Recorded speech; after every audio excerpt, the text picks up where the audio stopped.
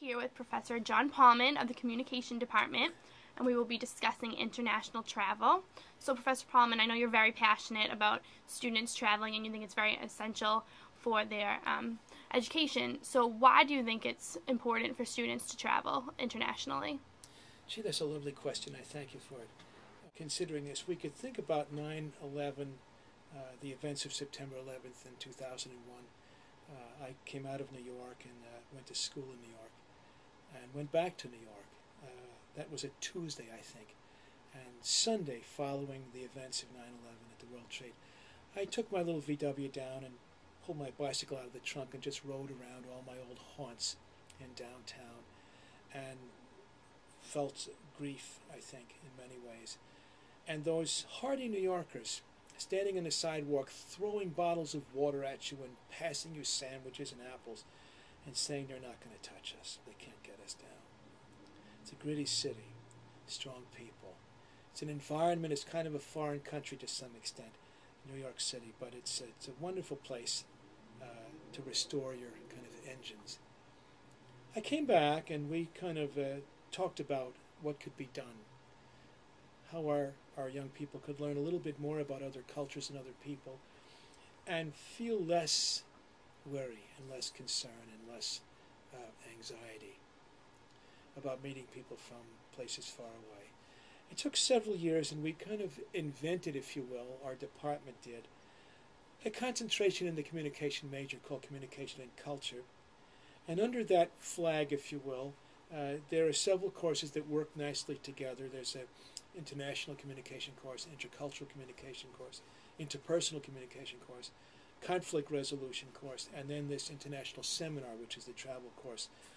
It's a multi-destination shell kind of course. What we had in mind is that the busy lives many of our students have, frantic in many ways, many increasing hours of work, homework never ceases, the demands very high, the need to produce for your school expenses ever greater, tends to narrow our focus down to do what we have to do, to get by as best we can, to be grateful for the basics that we have. And in that sense, it's good to go to school and find a career, settle our life down, begin the cycle again. But we're going to find ourselves in the same tracks as before, fearing, doubting, worrying, not too sure, terrorists, those people from the other side of town, profiling. So often I think we don't see the humanity, the common chord, the harmony that strikes the arc of human nature across the world. And so we take a kind of defensive position in the matter. All the fears of life, the hopes we have, the doubts, the worries about financial success, crowd out that basic sense of humanity and connection and the desire to see the common ground of people in all different cultures and to love what we see. Society is busy. So many of the objectives and the requirements we have just to get work done.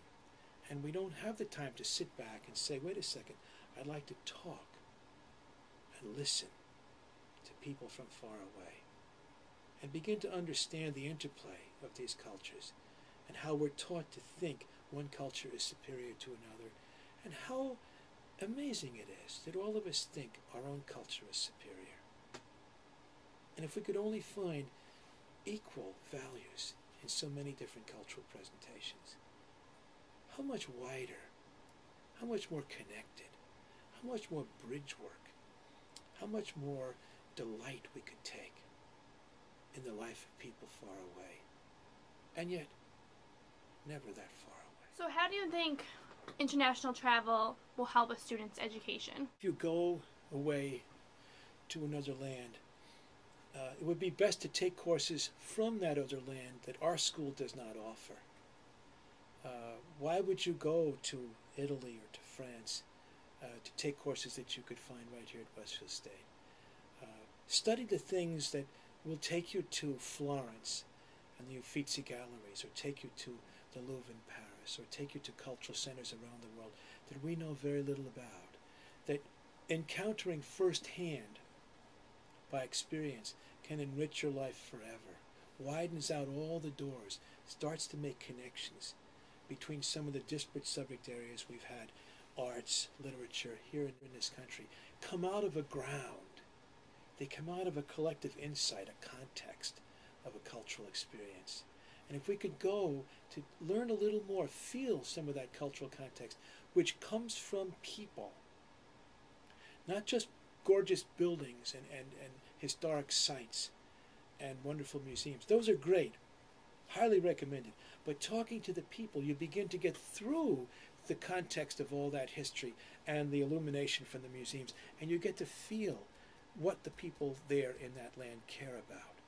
Their kind of joy, their kind of effervescence, their interrelationships, their family values, how much they value company over technology. And these values kind of simmer in, they kind of leaven or season the outlook that we have. So it's not to the extent that you go away on a trip, come back and say, I'm illuminated. Now I see it. No, it's not quite that. It's that these little experiences, first-hand experiences, drift in quietly. You recall them at odd moments. You think of things people said to you, little observations about life that are not available here in our country. I remember a fellow sitting across the table from me, just as we are now, at a dinner. We were visiting students from the University of Baghdad in January of 2003. He said a very bold thing to me. Remember, we invaded Iraq in March of 2003, so this is 2 months before. And we Americans were there to say to the students, gee, won't it be great if we could relieve you of this unfortunate ruler? And they're saying to us back, they're saying, no, you have no right to take my land away from me. This is the graduate student who said that to me. I thought, wow, they're not telling us that back home. I have to remember that. We're taking someone's land away in a coming war. He said, you have no right to do that. These are things we have to encounter firsthand to kind of come back and put into context and say, what are we really doing as a nation? What are our objectives? What will happen as a consequence or the side effects of this great action that we hope to take? How will it really affect people? These kinds of questions, they come from first-hand experience, encounters with real people and wonderful people who are far away.